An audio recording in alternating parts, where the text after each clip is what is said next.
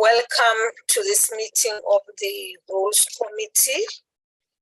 I am sure you all have copies of the agenda before you. Are there any apologies? Madam Speaker, good morning to you. Good morning, colleagues. I have an apology of the Chief Whip who's attending PAP business in Japan. Thank you. Okay, thank you very much, Honorable Deputy Chief Whip. Is that Madam all? Speaker, Yes. Madam Speaker, I have the apology of the Deputy Speaker as well. I do know that some apologies were also forwarded to me, but I will register them later on once I access them on my gadget. Thank you. Thank you. Thank you very much. Honorable Lauret, Dr. Lauret. Good morning, Speaker. Thank you. Please note the apologies of Honourable Bahube as well as Honourable Horn. Thank you.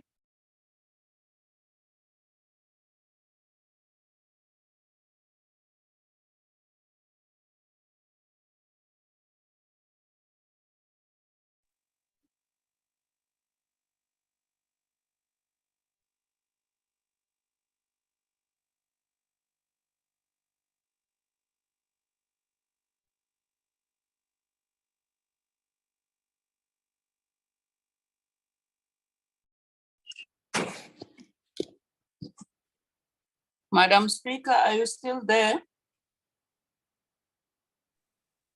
I will Mr. check now, members. Okay. I will check now, members.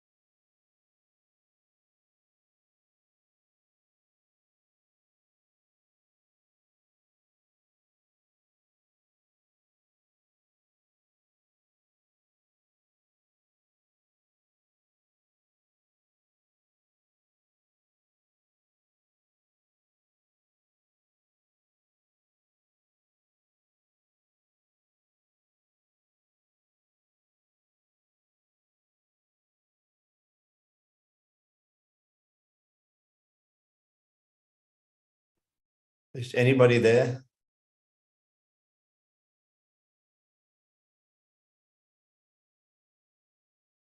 We are here, Honorable Singh. We told the speaker is experiencing some technical challenges, so they're attending to it. No, Good thank you. morning Thank to you. you, Honorable Singh. Thank you very much.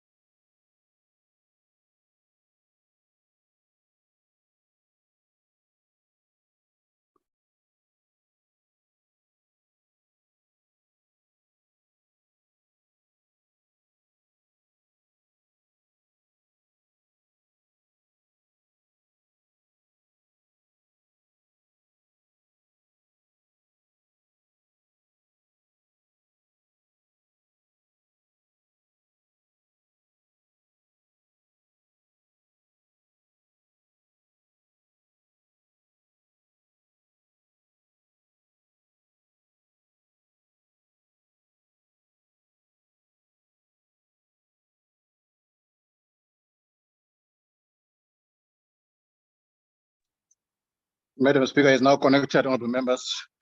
He will be with us shortly.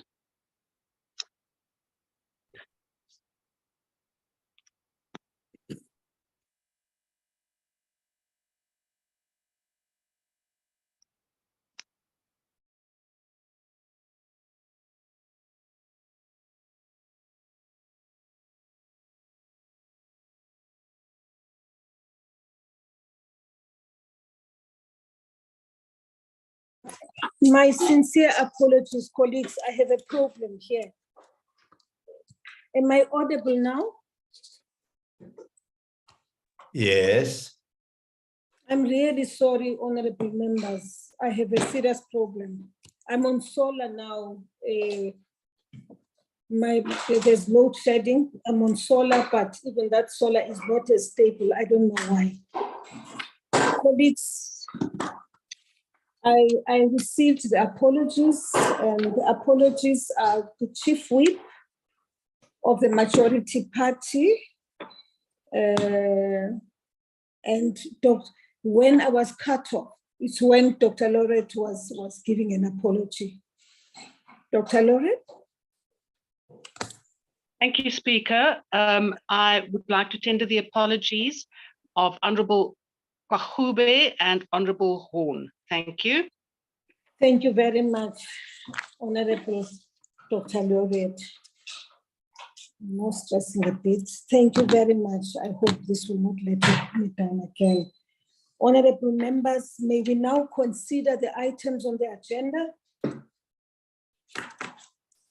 Honorable Speaker, Yes. Honorable Singh, yeah, good morning to you and to all our colleagues and admin staff. Just in terms of an apology, between 11 and 11:05, I may get disconnected, but I'll try and connect with another gadget. Okay, okay, thank you very much. Honorable members, there's the agenda before us. Madam Speaker. Yes, Mr. Kaso.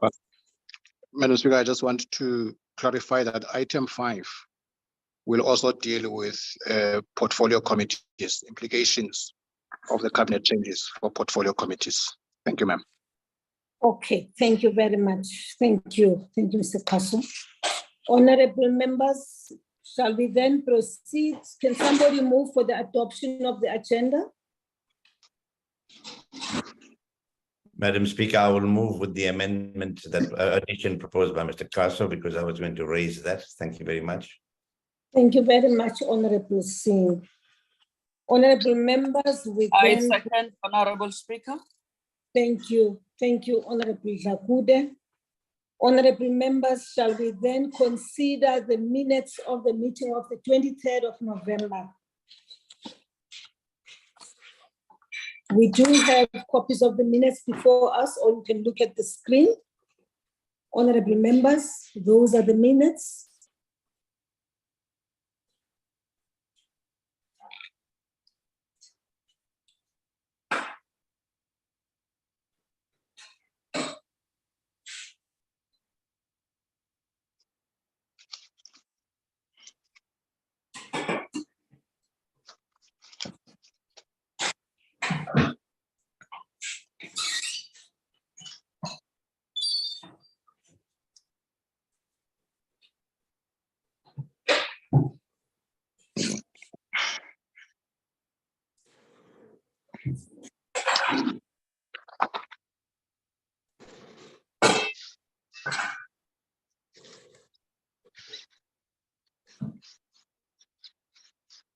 Okay.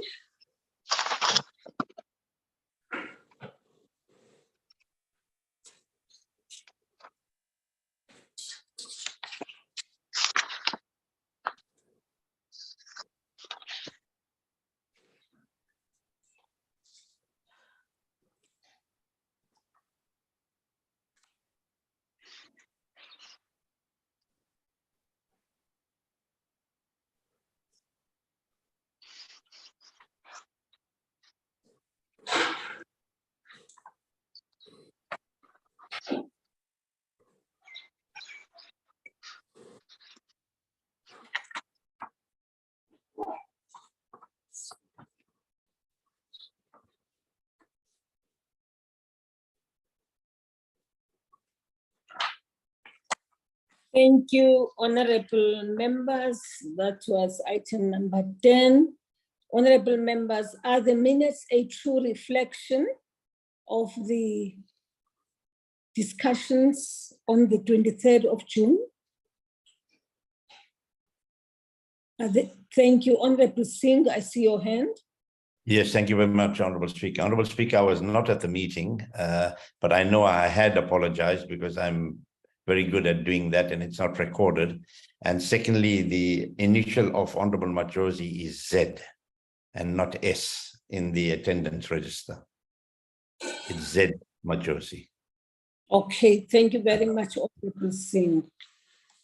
Honorable members, if the minutes are a true reflection, except for the other with the amendments of the name of Majosi, can somebody move for the adoption of the minutes, honorable members?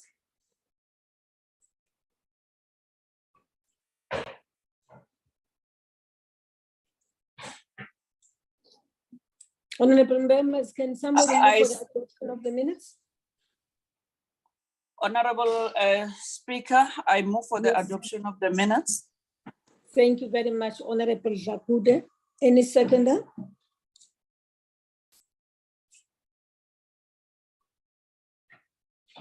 Any seconder? Good morning, Honorable Speaker and colleagues. I second Honorable Dlabute for the adoption of the minutes. Thank you very much. Thank you very much, Honorable Lisuma. Honorable members, we then proceed to deal with matters arising out of the minutes. And the matters arising out of the minutes, I recognize the Mr. Kaso. Will you please Thank you. take us? Thank you, Madam Speaker. Madam Speaker, the meeting dealt with a number of issues, but I would like to focus on 3 issues, with your permission. Yes. Issues that had to do with state capture, report recommendations. Those matters have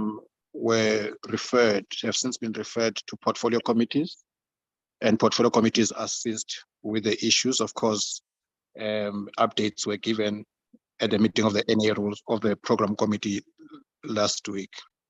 Secondly, ma'am, some of the issues were referred to the subcommittee on the review of rules. The subcommittee will give a report on those matters today. There are aspects that are administrative that will be dealt with by the administration, and there are also aspects that relate to joint business of the 2 houses. Those will be dealt with by the Joint Rules Committee. The next item dealt with was the incident in the House of 30th August. That matter is currently before the Powers and Privileges Committee, and I do know that the Powers and Privileges Committee is dealing with the issue. There were also discussions around the question processes and the amendment of certain rules. For instance, the issue of placards. Those rules were given effect to that amendment. Thank you, Madam Speaker. Thank you very much, Mr. Castro. Honorable members, those are the 4 or 5 matters raised by Mr. Castro. I see that the one matter out of those is an item on the agenda for today, which is item number 6. Shall we then proceed to deal with item number 5?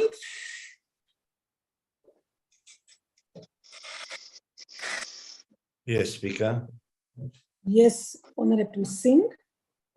Item number 5, portfolio committees and clusters of ministers, also taking into consideration the new ministries. May I proceed, Madam Speaker? Yes, Mr. Carson. Madam Speaker, we have circulated a document which contains proposals on how the recent changes could be handled or treated within the NA. The first part of that document deals with impact of the appointments of new ministers on portfolio committees. And here we cite the applicable rule, that says that the Speaker, acting with the concurrence of the Rules Committee, must establish a range of portfolio committees, assign a portfolio of government affairs to each committee, and determine the name of each committee. We also highlight the changes that happened on the 6th of March this year. And specifically, we deal with adjustments around the presidency, where you have Minister in the Presidency responsible for government communications, information systems, state security, MTDA, and we cite the Minister concerned there. Minister in the Presidency responsible for planning, monitoring, and evaluation, and we cite Minister Ramakgopa responsible there, and Minister in the Presidency responsible for electricity. And we also Minister in the Presidency responsible for women, youth, persons with disabilities. We then deal with the two ministries, the Minister of Electricity and Minister of Planning, Monitoring, and Evaluation. The information that we have is that this ministry does not yet have a specific budget, but of course draws its budget from Vote 1, the presidency, and that the minister's responsibilities form a dedicated program which is located in the presidency. And members will be aware the issue of the powers of the minister apparently are also still under consideration. So we have not made a specific proposal here in terms of whether there should be a portfolio committee or no portfolio committee. The Rules Committee will deliberate on that matter. But on the issue of the Minister of Planning, Monitoring, and Evaluation, we are proposing that a new portfolio committee be established, which will allow for expanded accountability by the presidency to Parliament as regards the mandate and functioning of this portfolio. We have not spoken on the others because women, youth, and persons with disabilities, there's a committee already there. And issues of GCIS, state security, there's a committee there. MTDA issues belong under the Communications Committee. So the two that we dealt with are these two. Then, ma'am, we would like to proceed to questions, the clustering for questions purposes. Again, in terms of Rule 138, questions for oral reply by ministers must be dealt with in accordance with a clustered system of government portfolios as determined by the Rules Committee from time to time. And we are proposing that we perhaps not get into a substantive adjustment of the current format of clusters. And we make the following proposal that of course, state security will be under the peace and security cluster. Planning, monitoring, and evaluation, GCIS and MTDA, under cluster 3. And we're proposing that under cluster 4, Minister of Electricity be placed under that cluster as a standalone in cluster 4. And so the next page really just gives a full picture in terms of who is under which cluster. So we see the cluster 1, there's not much that we need to say there, but cluster 3, that's where you will see GCIS, planning, monitoring, and evaluation. And then cluster 4, that is where we propose electricity should go. Madam Speaker, that is our proposal for consideration by this committee. Thank you. Thank you very much, Mr. Kaso. I note the hand of Honorable Singh. Thank you very much, Honorable Speaker, and thank you very much, Mr. Kaso, for this report. Honorable Speaker, I just want to speak to item 1 for now, the impact of the appointment of new ministers on the portfolio committee. And then say up front that as the IFP, we will support the portfolio committee on the Minister of Planning, Monitoring, and Evaluation.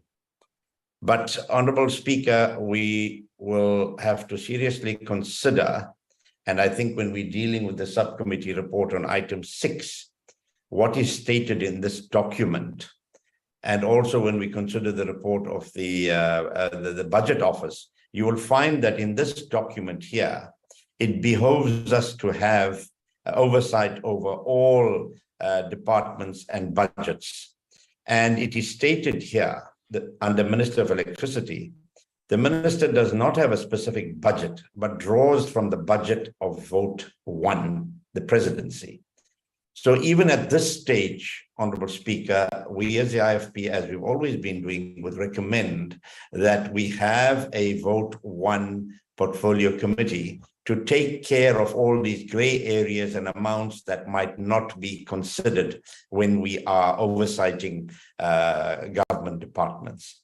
I'll just introduce the matter here, but for now say support Minister of Planning, but certainly also say we should have a Vote 1 portfolio committee right at this stage so that we have full accountability as Parliament over the executive. Thank you. Thank you very much, Honorable Singh. Honorable members, I now recognize the name of Honorable Kubutile Kyanki. Thank you, Honorable Speaker. Bonba le system yakusokolisa ungena apha sowujame mbele ngoba iyakusokolisa le nto. Sokolise nyani ubona nje ungayithethile. Thank you, Chair. Just to come in, Chair, firstly to welcome and appreciate the report of the NA table.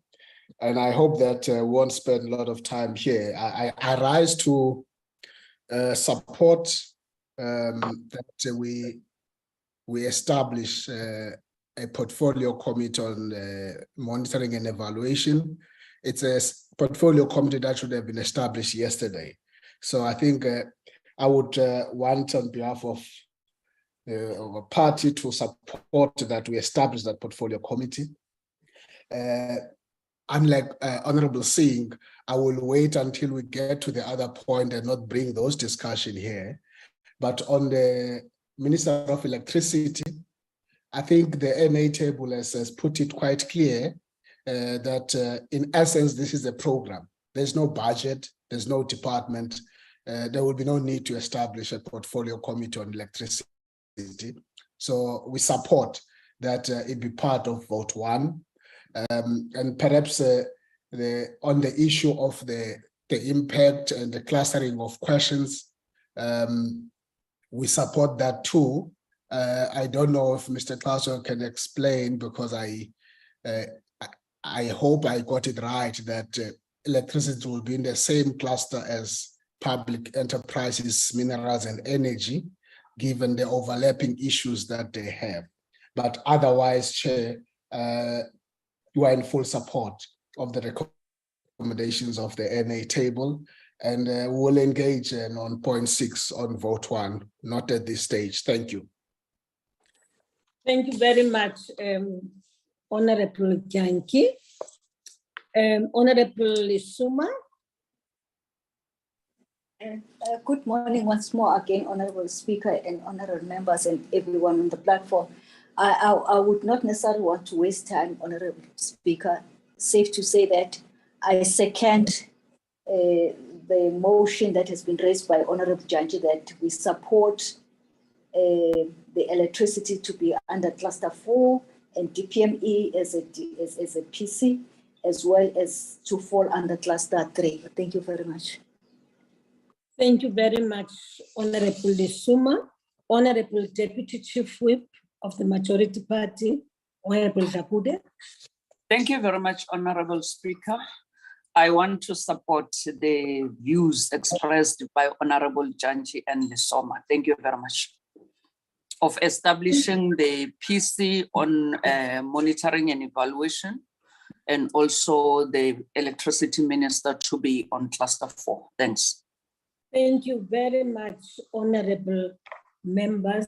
Honorable members, I think that brings us to the conclusion on the matter of the clustering of committees, and that your monitoring and evaluation, a portfolio committee will be established, and that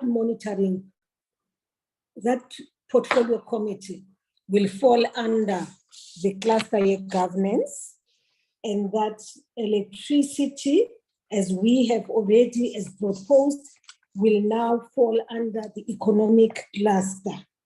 which is vote 4, cluster 4. Agreed, colleagues? Madam Speaker, Agreed. Yes, Mr. Kasa? I was asked to clarify whether the electricity ministry would be together with minerals and energy or public enterprises. I want to Yes. explain that cluster 4 and 5 both are economics. So in the Yes. cluster where electricity will be, you have mineral and energy as well.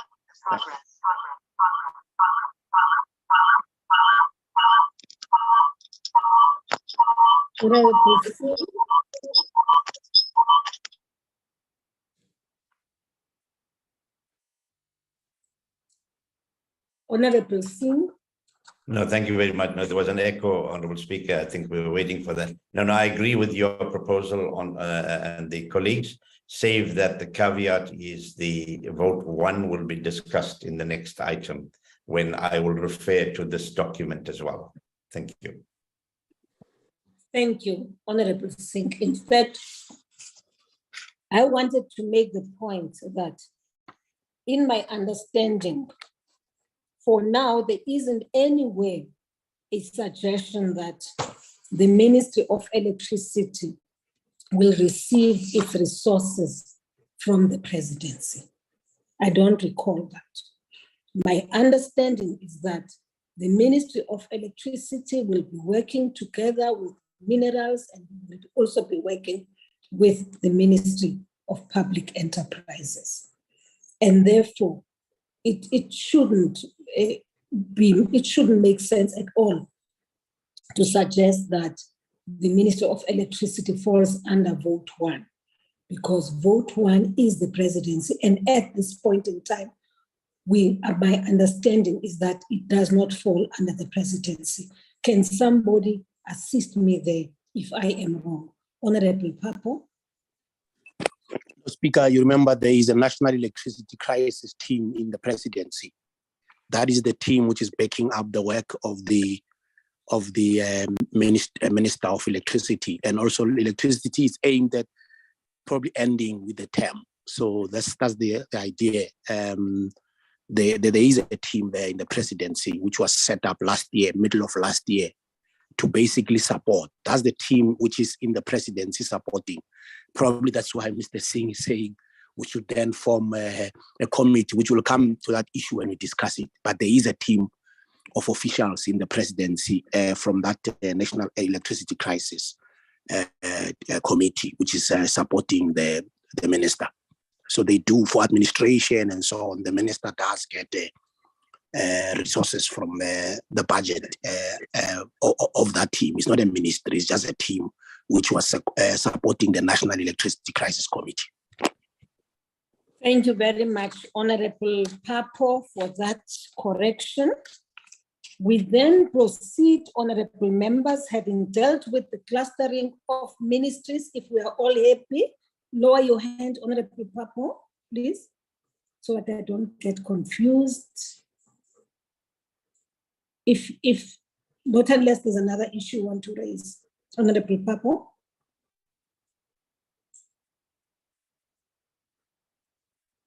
Okay, thank you.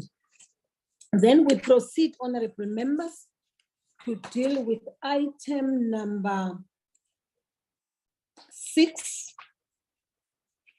And item number 6 will be a report of the subcommittee on review of the assembly rules.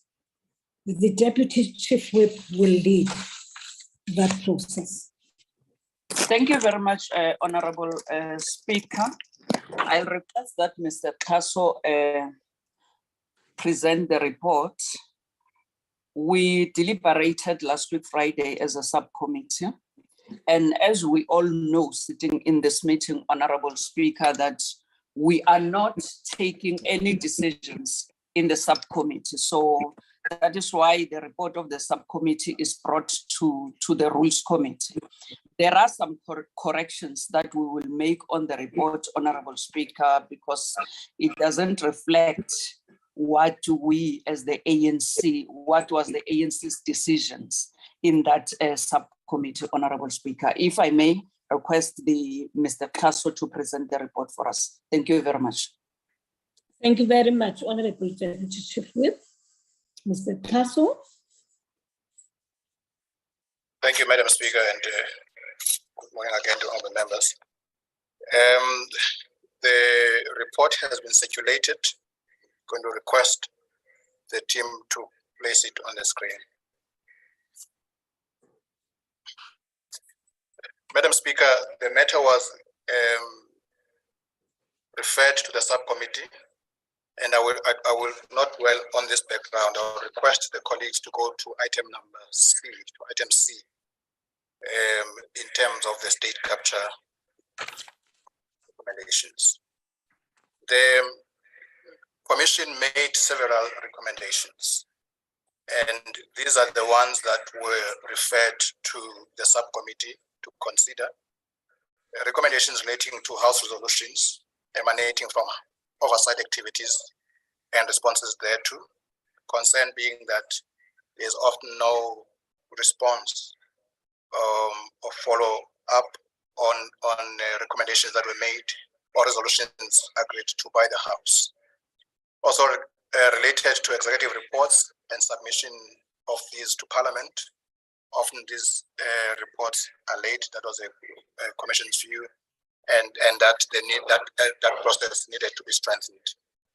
The issue of attendance by members of the executive in relation to parliamentary activities was also raised, whether in the House or in committees, as a concern, and that maybe there needed to be intervention regarding that matter. There were also recommendations on the selection of office bearers. There were suggestions made by Corruption Watch, which the Commission said Parliament may consider endorsing those recommendations and doing something about them.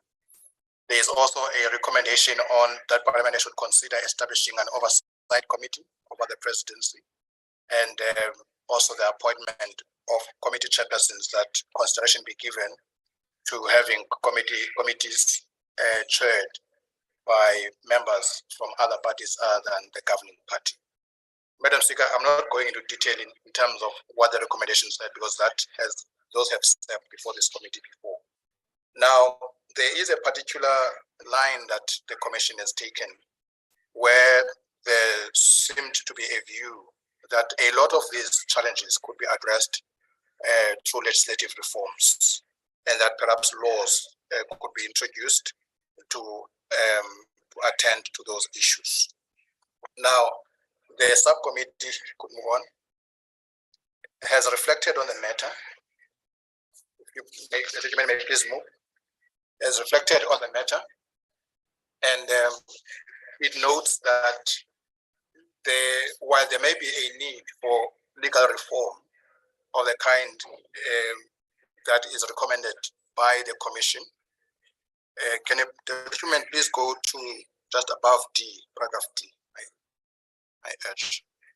Yes, the recommendation. The subcommittee recommends that the Rules Committee that it should note that the question of legal reform of the kind advocated by the Commission, and that while this is not desirable at the moment on the issues indicated above, it be considered as a legal matter, and that the subcommittee recommends that the Rules Committee should direct it to develop rules and or guidelines in respect of the issues that have been raised by the Commission. On item D, we'll go straight to the recommendations. Here, the subcommittee recommends that in terms of the issue of executive reports and House resolutions, the Rules Committee should agree that rules and or guidelines should address the issues of recommendations emanating from committee activities in as far as they should be substantiated and specific and relate to a matter within the purview of the Assembly. Also, the subcommittee is of the view that to the extent possible, recommendations that serve before the House should have attached to them timeframes, and that is not always the case at the moment. The subcommittee is also of the view that the Speaker or Office of the Speaker should maintain a record of resolutions, and in the event of a delay, there should be interaction with the Office of the Leader of Government Business, and that the Speaker should report to the Rules Committee once a year on the status of responses. So that is on recommendations, and that is what the subcommittee is recommending to this committee to consider.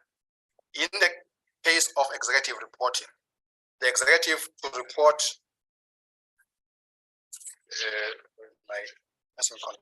the executive report to Parliament on measures emanating from resolutions within the time frames prescribed in the resolution, or in the event no time frames have been given, it could be 60 days. And B, in the event of a delay, a minister to inform the speaker of the reasons and provide a reasonable time frame within which a full report can be provided. And that the Office of the Leader of Government Business to submit an annual report to the speaker on the status of executive compliance with resolutions for inclusion in the speaker's report to the Rules Committee. This is what the subcommittee is recommending that this Rules Committee should agree to. Paragraph E, if you could please go to paragraph E. Paragraph E deals specifically with executive attendance.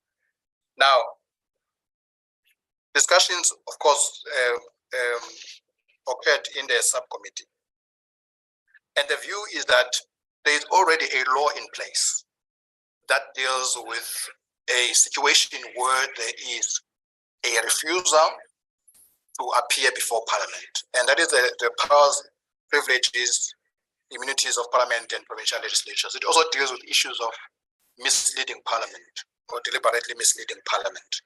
And the subcommittee is of the view that there is no need for another law to regulate this matter.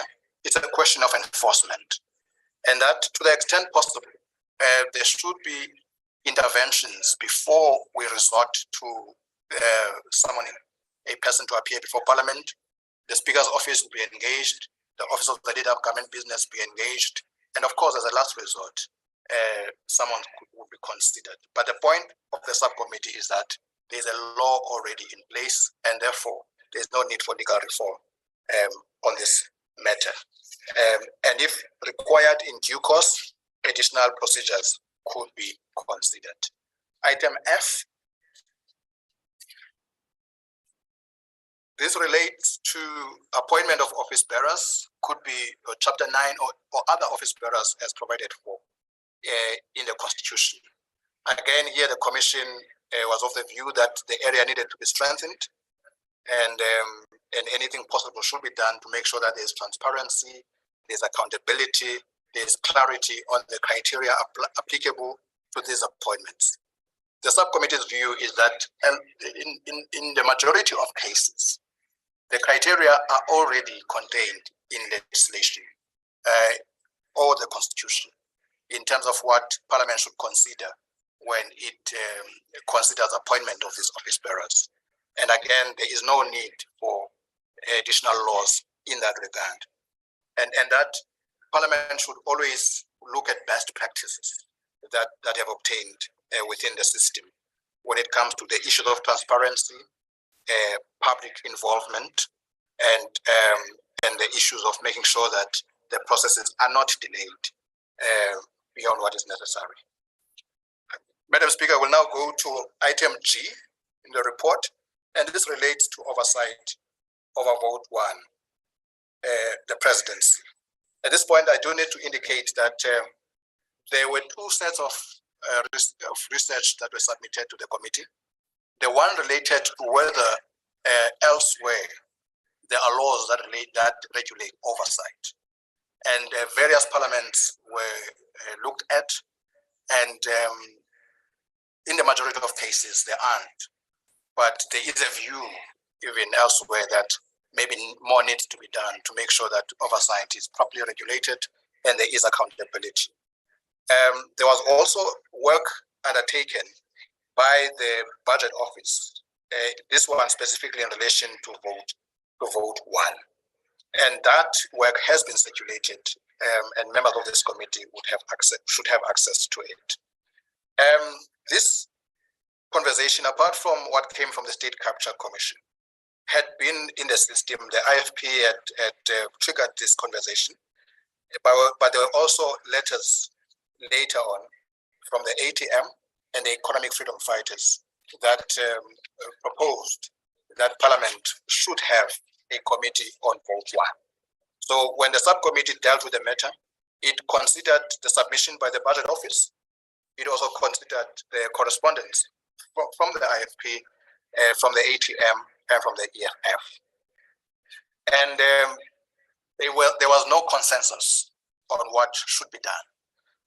And therefore, in that event, the subcommittee is presenting three options before this committee for consideration. The one option is that on the basis of the submission from the Parliamentary Budget Office, further research is necessary for the subcommittee to determine the desirability of a committee on vote one and what its mandate would encompass. While the Budget Office did not specifically say there should be one, it did highlight areas that needed attention around the presidency budget vote, and that Parliament needed to strengthen its processes around that. Option two, there was a view that the Rules Committee should establish a committee on vote one forthwith, so that there is, as the members would have said, there is a full accountability in terms of how that vote is handled.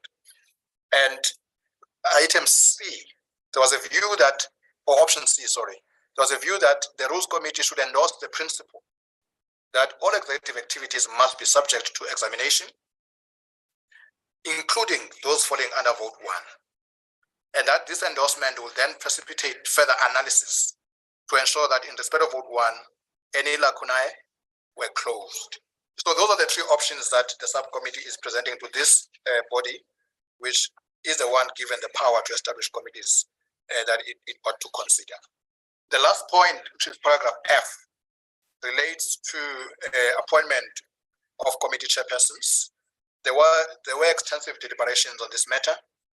And of course, it was noted that currently only the Public Accounts Committee is chaired by a member who is not from the governing party. And even that is not a rules matter. It's a practice matter. And so there was then a recommendation that two options, again, there was no agreement on that one, two options that the subcommittee presents, that the Rules Committee not accede to the Commission's proposal as appointment of chairpersons was a political function. And option two, the Rules Committee note the recommendation, bearing in mind the dynamic nature of politics, and allow for further deliberations thereon even in the next Parliament. And therefore, Madam Speaker and honorable members, in summary, the subcommittee recommends that the Rules Committee should note the question of legal reform of the kind advocated by the Commission. And while this is not desirable at the moment, it can be considered as a legacy matter for the Joint Rules Committee. Why Joint Rules Committee? Because this relates to Parliament as a body, not just to one house.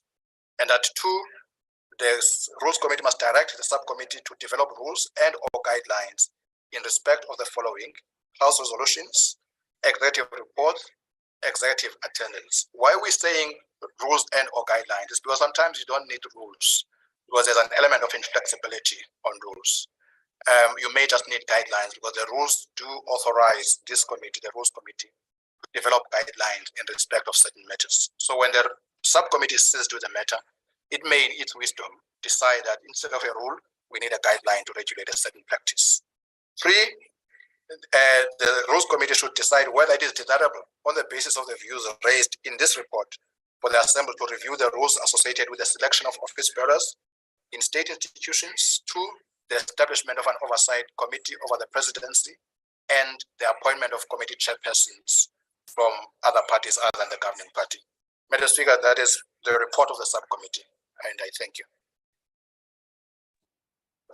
I thank you, Mr. Kaso, and thank you very much to the team, which is part of the review of the Rules Committee.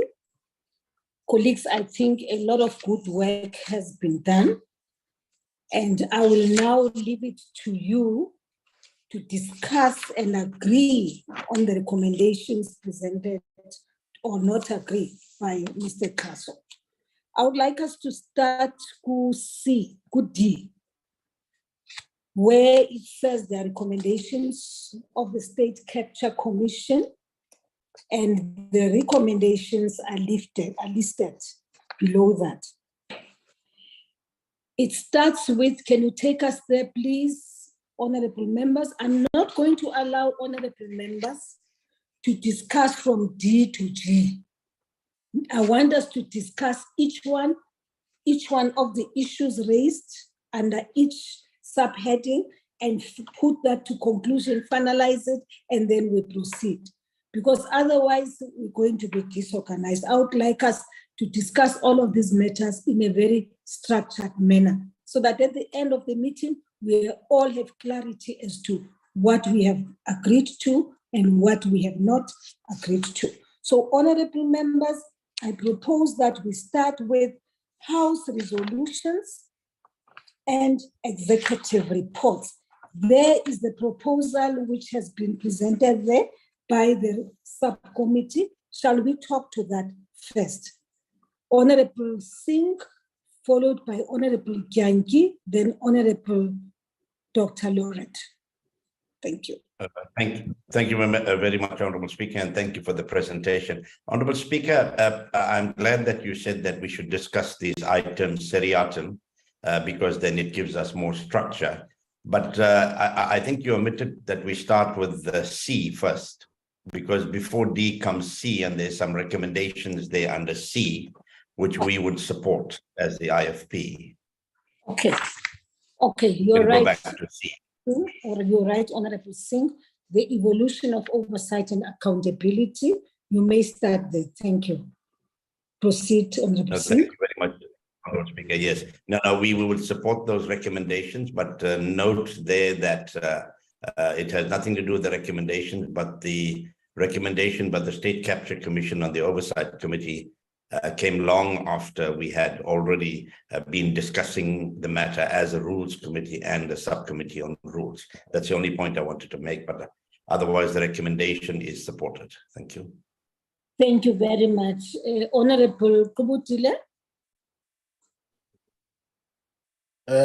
Thank you, Speaker. I rise in support, Chair, of the recommendations of the NA table, which assist us to ensure that recommendations must be substantiated and specific within the purview of the National Assembly, that in the event of the delay, the Speaker will liaise with the leader of government business. And the last point, which says on an annual basis, the Speaker will table a status report on the matter. Want to support those, Chair. And then I think Honorable Dlakuda would have spoken about the corrections. Would want to make one general corrections, perhaps later on, about how the recommendations have been framed, which does not affect this one. It affects the others that will come, but I won't get into that now. Thank you, Honorable Speaker. Thank you very much, Honorable Gyangi. Dr. Laurent, Honorable Member. Thank you, Speaker. Yes, we also support this specific recommendation. I think it is wise that we do not now embark on the legislative reform, but I think it is also very important that this committee notes and makes sure that within the next term that this legacy matter is indeed taken up and that it doesn't fall by the wayside. Thank you. Thank you very much, Honorable Laurent. Honorable members, any other hand? None. Thank you very much. Then we proceed to deal with the next item, which is D, recommendations of the State Capture Commission. And the recommendations of the State Capture Commission have been listed there. 1, 2, 3, 4, 5, 6. Shall we discuss those, honorable members, please? Honorable Singh. And Honorable Speaker, I think maybe they gave you wrong documentation. We've dealt with that under C, unless my document is incorrect. The item C was the recommendation of the State Capture Commission. Item D is the House resolutions and executive reports, which I think Honorable Janchi went to already. Am I correct in that? Yes. You are very Okay. Yes, So if I agreed. speak, Agreed. okay, if I can speak to D and the recommendations, House resolution and executive reports will be D. correct, Is it yes, D in the correct. document? Thank you. Yes. Proceed, member. So if I can speak to that, Honorable Speaker, as the chairperson of the subcommittee said earlier, we didn't have, a lot of discussion and agreement on the recommendations. But I would really like to propose, as I look at this, that C, the Speaker to report to the Rules Committee twice a year instead of once a year. Already, Honorable Speaker, we are seeing instances of within this term here, how certain ministers are really not, answering questions. And some of them got about 30 questions outstanding. And I think to leave a report from yourself twice a year and leave the matter to you to, to try and deal with, you probably need, we want to try to be part of it and assist you as well and Parliament to operate better. So I would like to recommend that we say report to the Rules Committee twice a year on the status of responses. That's my recommendation on this, otherwise supported. Thank you. Thank you, Honorable Singh. Honorable Laurent. Thank you, Speaker. I would support Honourable Singh's proposal that it is twice a year. Thank you. Thank you very much, Honorable Laurent. Honorable members, is there a contrary view to that? Honorable Papo? Speaker, it's not a contrary view. I'm just saying that Support. the Speaker is always saying that when we deal with the issue of questions, somebody who has not answered 15 questions or 18 questions cannot be compared to somebody who hasn't answered 1 or 2. Sometimes I get a sense that we just lump everything. Somebody has not answered 1 question. We treat them the same way as somebody who hasn't answered 50, more than 10 questions. I'm just saying that that should be their approach. Otherwise, we distort the work the Speaker is doing, because the Speaker always checks how many questions and so on. And those people are not the same. Thanks. Thank you very much, Honorable Papo. But there's an agreement in principle, Honorable Papo, you support, which is that the Speaker should bring a report to the Rules Committee twice a year, rather than once a year. Is Absolutely. that agreed? Yes. Thank you, Honorable members. That brings us to finality on that one. We then proceed to deal with. Speaker, Yes? if I may assist, the second Yes. part of that recommendation, this one. Yes. Yes. This one, yes. If we Continue. if we can just The executive report to Parliament.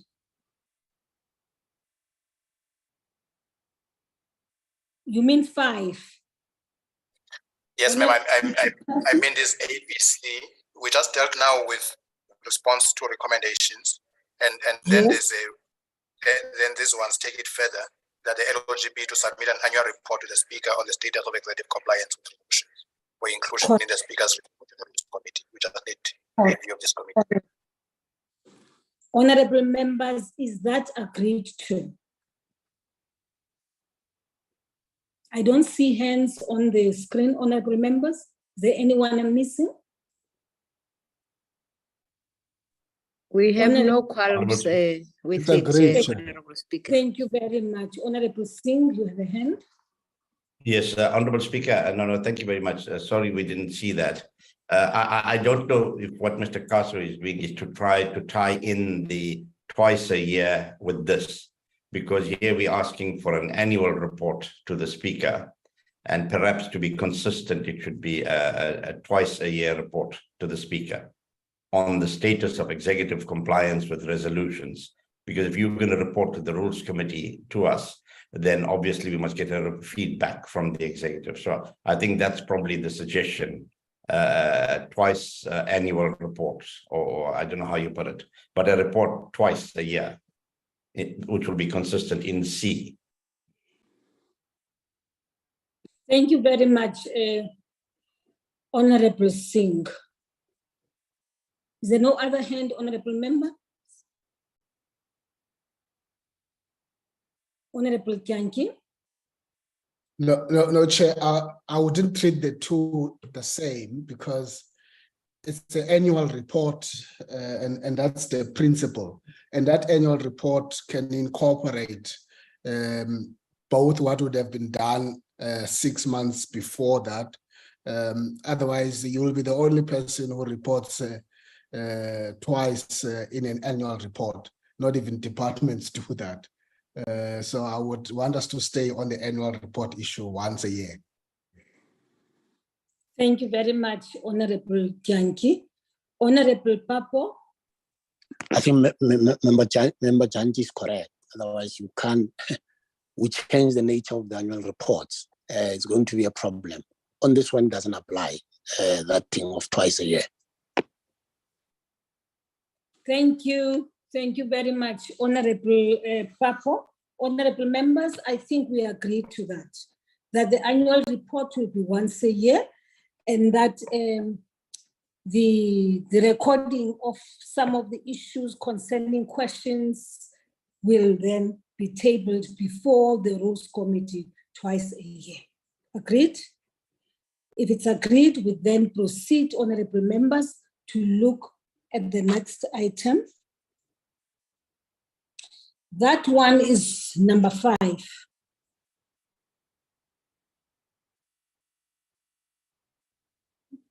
Go up a bit. No.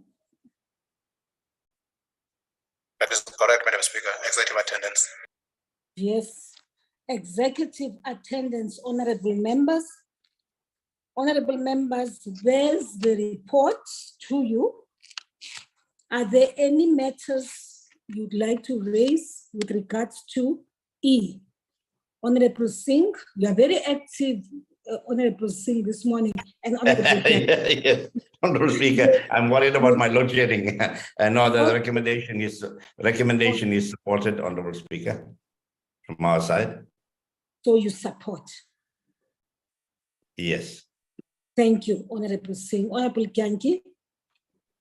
No, thank you, Chair. Maybe a further point to make here is that the Speaker is ahead of the Commission on this issue.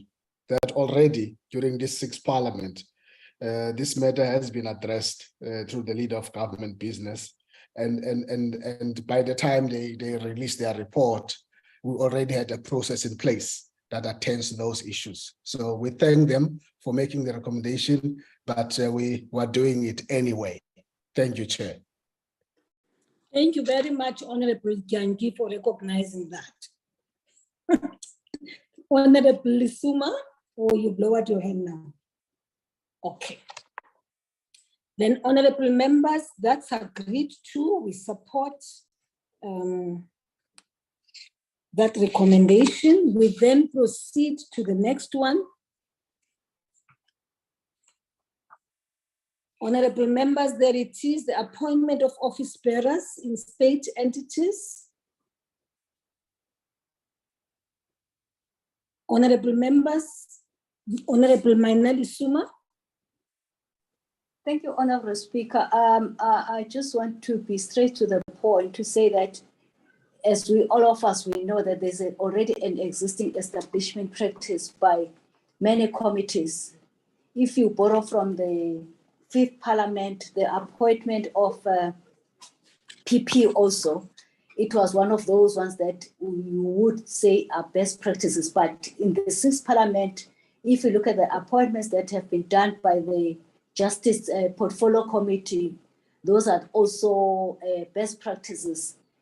And also it depends on the act, what it directs. Some act of appointment of office bearers, they are very explicit, and others necessitate the committee or the subcommittee of the committee to deal with it. Like, for an example, if to unpack the fit and proper and such related matters. And I think then the state, including your state entities, I am further saying that the Commission's recommendations more reflect the rule in Parliament than the exception. challenges will always arise, but the spirit of the intention of the recommendations is what likely is already in existence with the examples that I've just cited, Honorable Speaker. That is why you'll find some appointments when they come before the House, there are no objections, all political parties agree, because they would have various committees satisfies themselves that a participatory process and also an inclusive process internally has been followed through the T. So I would suggest that we are not in agreement for a further legislation on this matter, but rather where the balance of establishment evidence, its source, and identify the shortcomings, the entire cycle are established as I alluded on. Amendments to these rules on procedural matters can be undertaken at the point where there's a specific identification of the gaps that there are. Thus far, we want to believe that we are doing that, probably just to measure the two and say it could be a template that can be used by all committees, but it's already in existence, Chair. I know that it talks about the public participation after the people have been shortlisted or potential candidates has been shortlisted, but we are already doing that. Thank you, Chair. Thank you very much, Honorable Lisuma. Honorable, there's no other hand, Honorable. Is there any other comment on the matter raised by Honorable Lisuma? It seems we agree. We agree, Speaker. I think Honorable Lisuma has really explained what is taking place at present, and we don't need a legislation on that. We have tools to work on it. Thank you. Thank you very much, Honorable Boroto. So, honorable members, we've agreed on F, and that we've agreed that when it is necessary, that matter will be considered at that point. We then proceed, honorable members, to deal with G, which is oversight over vote 1. Honorable members,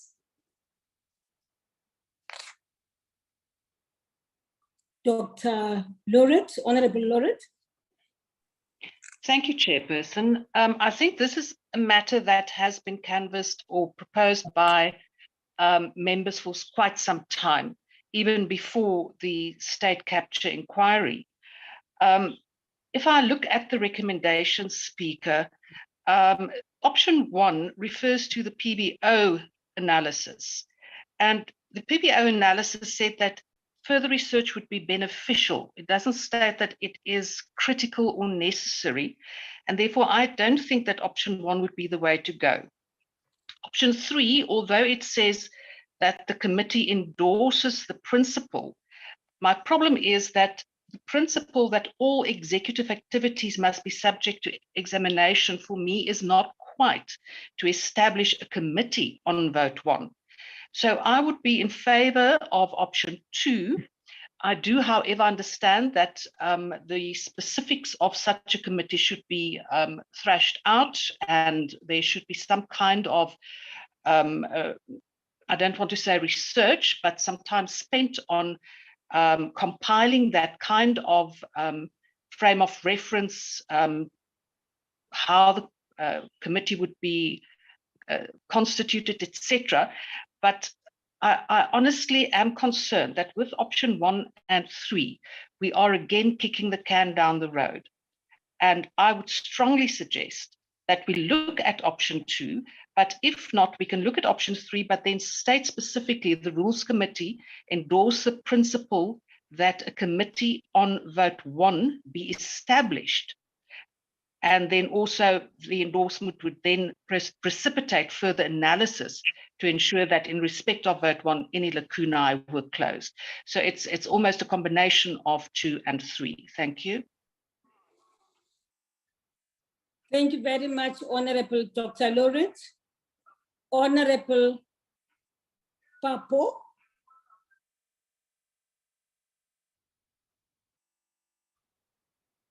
Honorable Papo.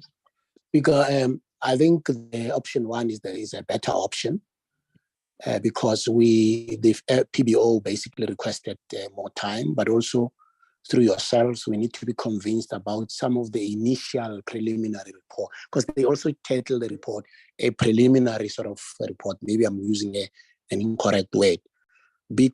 Go deeper into those proposals so that we are convinced about the whole range of issues, whether the jurisdictions which are being referred to have got similar constitutional principles with us, but also secondly, because currently a lot of the bulk of that budget in the vote one, I have a report to particular portfolio committees. So it's not a question of yes or no. It's just to grant the PBO that extra opportunity. It could be desktop, it could be other ways of actually going deeper into those. Also looking at a few other jurisdictions, because we are not an island ourselves. Our constitutional dispensation is borrowed from various parts of the world, including our continent. So it's not whether we accept or not the principle, but the issue is we need to be convinced that the proposals which we are taking are not only for what is remaining of this term. It must also we must also check what is happening in the provinces, because there are also differences. Premiers are members of legislature, the president is not. So all those things must be looked at, and then we then take a decision which we'll live with into the 7th Parliament and into the future. Obviously, if things don't work, you can always change. But for now, option one of actually granting the PBO more time will be more acceptable with a proposal. Thanks.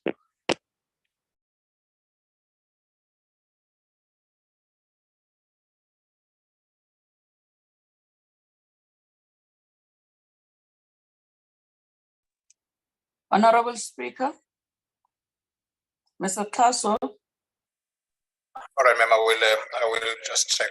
I think she's back online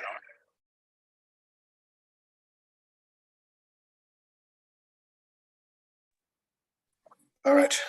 Sorry, you can't hear me. I'm sorry, I was muted. Honorable members, I am proposing that following the contribution by honorable member, that Honorable Lisuma, Honorable Singh, Honorable Korenwa follow, and then I will allow the Deputy Chief Whip of the majority afterwards, at the end. In that order, honorable members. It's Lesoma. Thank you very much, Honorable Speaker. I think I will align myself with the points that has been advanced by Honorable Hope Bako, by saying that, without repeating all of them, that it cannot be yes or no unless you've got a predetermined conclusion in terms of the issue.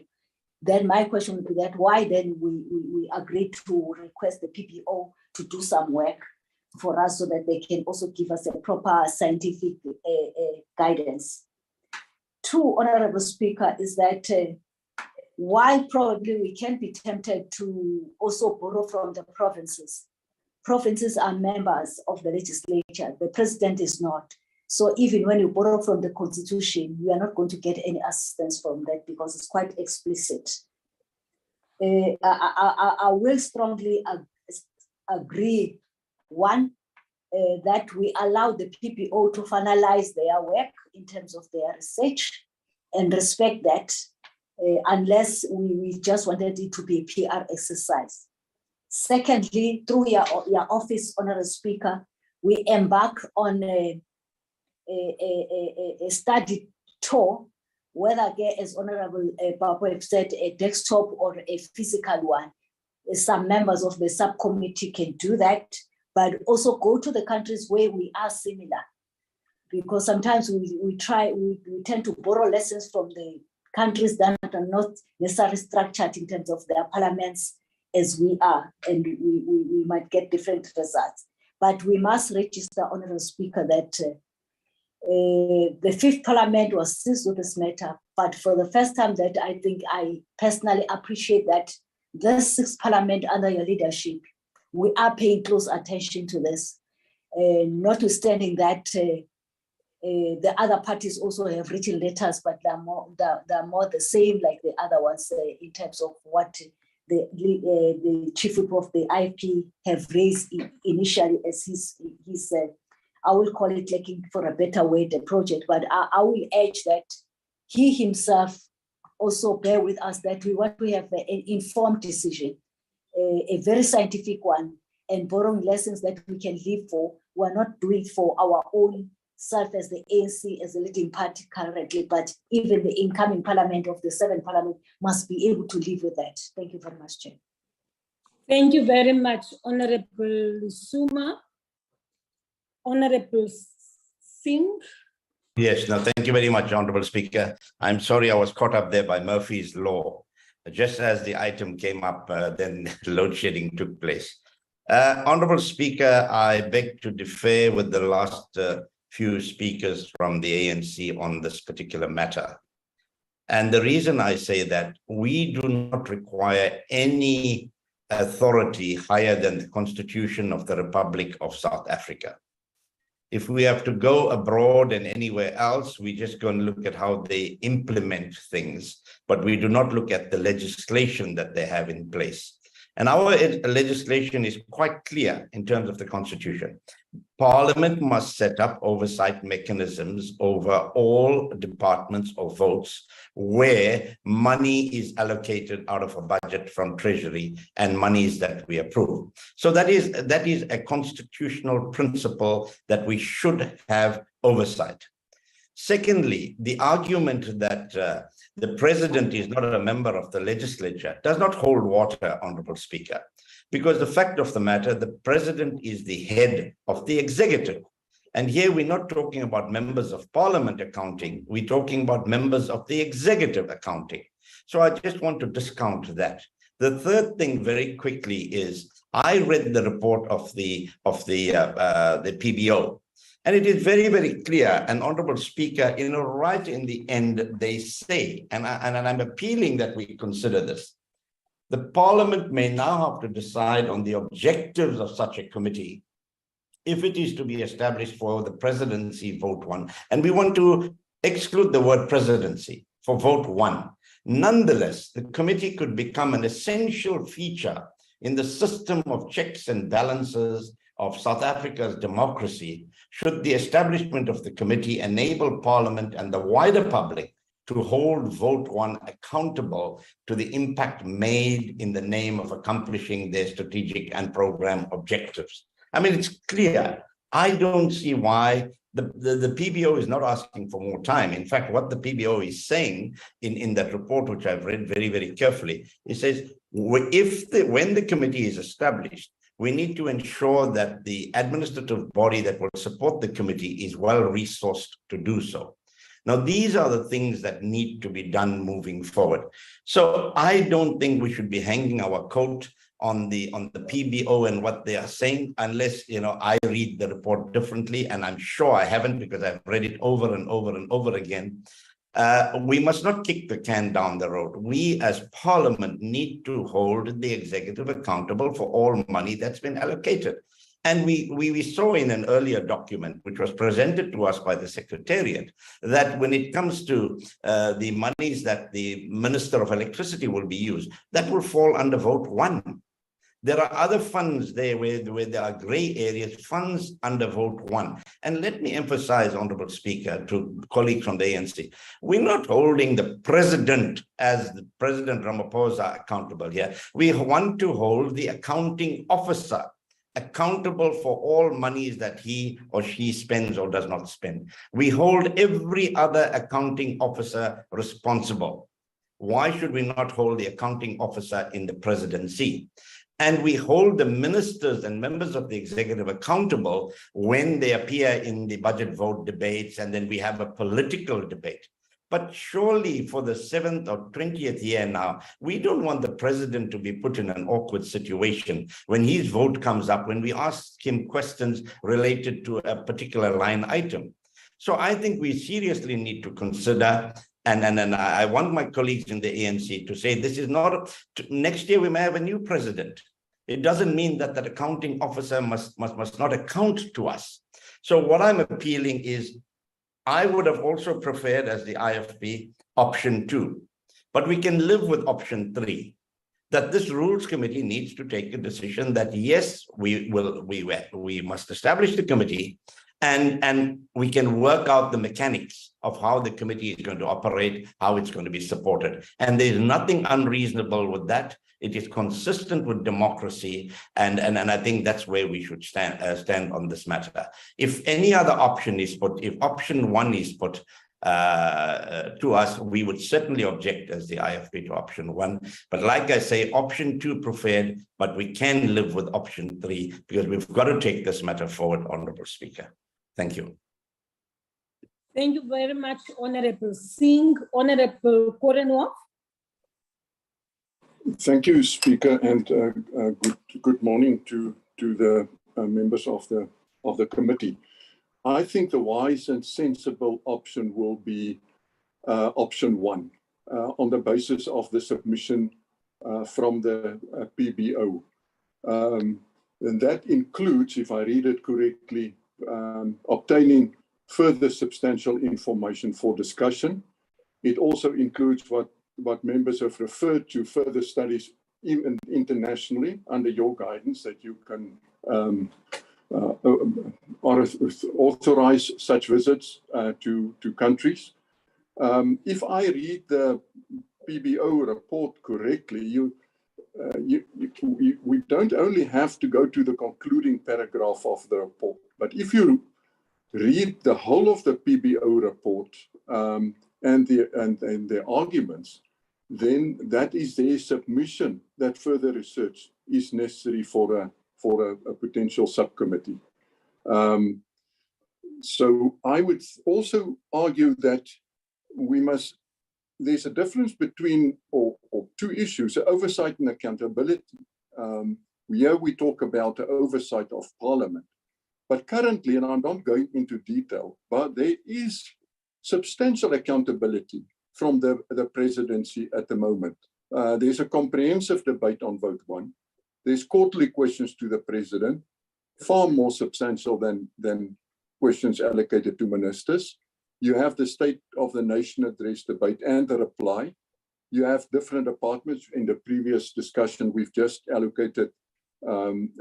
indicated which departments in the presidency must account to Parliament, and we added the Ministry or the Minister of Electricity with his program. You have the LOGB accounts to Parliament, and you have ministerial statements. So there is accountability, Speaker. So I would argue that option 1 will be the sensible one and the wise decision, option 2, to adopt by the Rules Committee, so that we can really, with all the information at the end of the Parliament, make a decision and consider it. Thank you. Thank you very much, Honorable Gert. Honorable the Deputy Chief Whip of the Majority, Honorable Hlakude. Thank you very much, Honorable Speaker.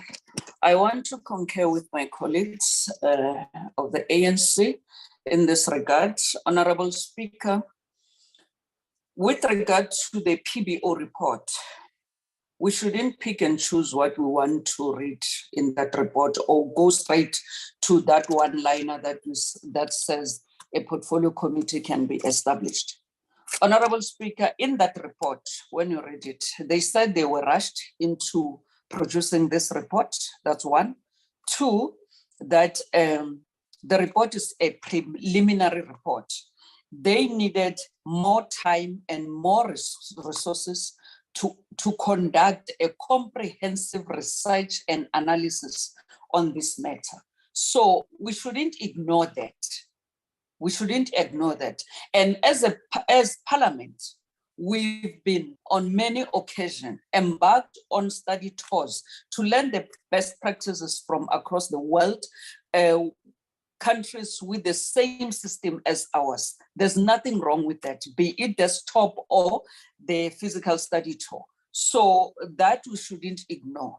And as Honorable Korenhoff was saying, indeed, there is accountability, because the way we are arguing this, like Honorable Singh was saying, it's like there is no accountability with regard to vote 1 or the presidency. There are portfolio committees there, and there is another one that is being proposed. They all account to Parliament. The president also account to Parliament.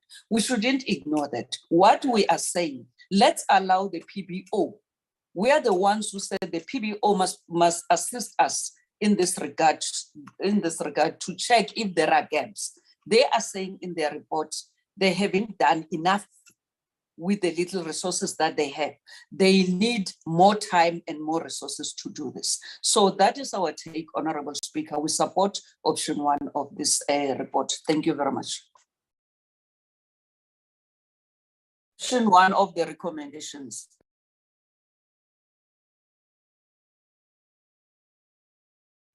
Mr. Kaso? Okay, ma'am, I will just check now. Mr. Kaso, Yes, I will check. you wanted to comment, Honorable Kaso? Mr. Kaso?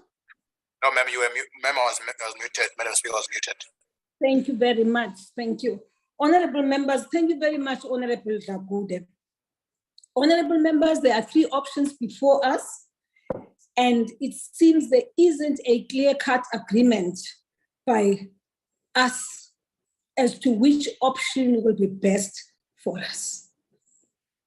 Honorable members, this matter has been under discussion for a long time. I do want to put a proposal before you.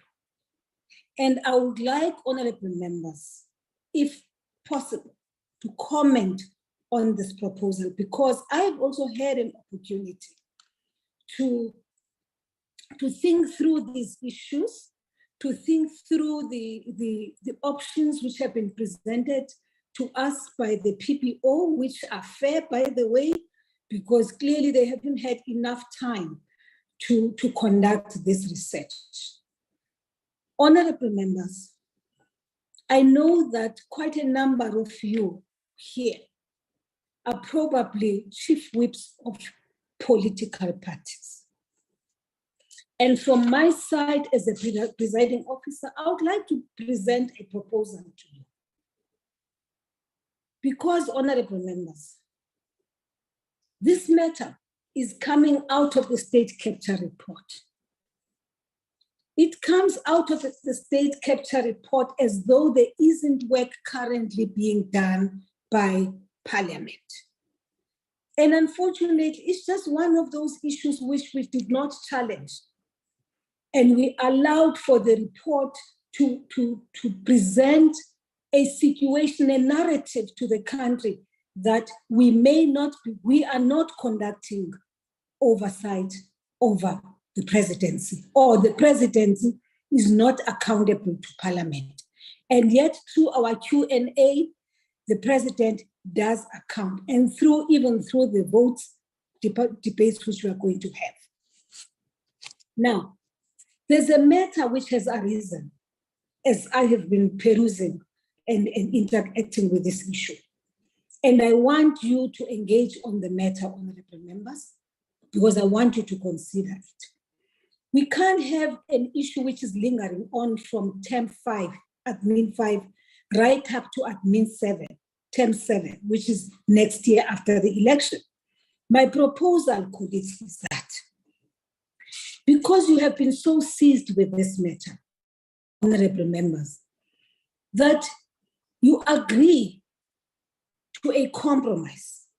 And that compromise is a compromise that you put together a team from the whippery, chief whips of the parties who are part of the Rules Committee, right? A small team, whether 5 people or 6 people. I have signed recently for a study tour of the whippery to Ireland and Kenya.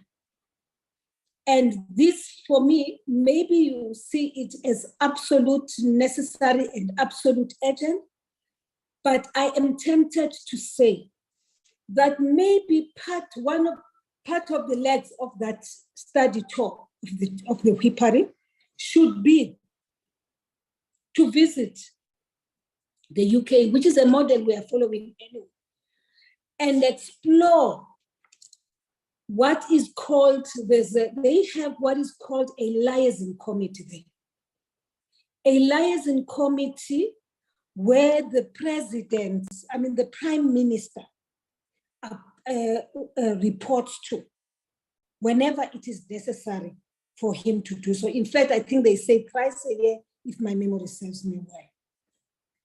Equally, there is another alternative, which is for the same thing, where in India, you have a general oversight, an overarching oversight committee, which looks at a whole lot of issues in relation to oversight committees in Parliament. Now, you will say maybe South Africa does not have a prime minister, and therefore the UK option may not apply, but it may as well assist us. I don't want you to do a desktop analysis. I would rather you do it physical, because anyway you have an opportunity, which you have already requested, of visiting 2 countries, and that you go to UK, you explore possibilities of how this whole thing of accountability works with regards to Prime Minister. We may as well here say presidency. And when we say then presidency, it could be that the president may mandate the leader leader of government business, for instance, to appear before that liaison committee, which is thrice a year.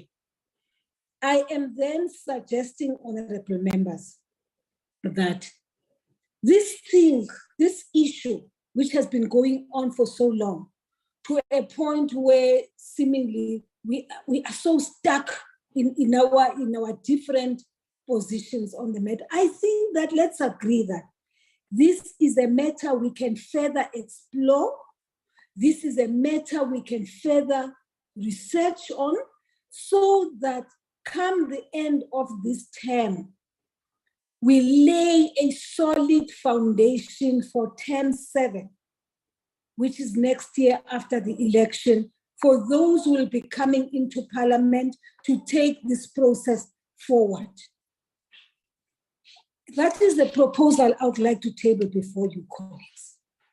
That the team of the Rules Committee, particularly I would say chief whips, maybe consider undertaking this study tour, because anyway, I've already approved a study tour of the whippery to do this study tour and check how this works. For instance, this liaison committee, or even look at that general oversight overarching committee which they have in India. So in other words, you'll have an opportunity as the team of the rules to sit on your own and discuss and agree on which option you would like to explore. But the issue for me is, let us continue to explore. We should not allow for a situation where we disagree on these issues so vehemently that we do not make progress. Let's agree to disagree at times, but at times, let us say, okay, fine. There are various other options. Can we have a conversation and look at the best of the options which are there, rather than saying, come day or night time or light or whatever, come whatever, we are sticking to option 1, or we are sticking to option 2. We are sticking to option 3. Let us look at what it is which is out there, which we can take an advantage of and use it for our purpose. In other words, we're not taking a solid decision. We are saying the decision we are taking is, how do we move forward in unison as this team? And the only way I believe of moving in unison as a team now would be for us to explore other options which are on the table. Let's explore other options. They are there, colleagues. And then by the time we leave this Parliament at the end of this term, we will have something solid which we can be recommended to the team which will be coming in during the 7th term of our parliament. This is something I am proposing. I am not seeking to dictate or overrule members, but I'm saying I think there are other things we can explore to take this process forward so that there's harmony. Of course, we are political parties. We hold divergent views on a whole lot of issues, but this is one critical issue, one of the many issues we did not challenge in the report. It is there, and it is for us to consider, but let's look at the best way of doing it. Thank you very much, honorable members. I see there are hands on the screen, and I will start with that of the Honorable Papo. Honorable Papo. Speaker, I only agree that we look at the various options, the depth of the various options, but I don't agree that we should have harmony when there's a disagreement on this matter.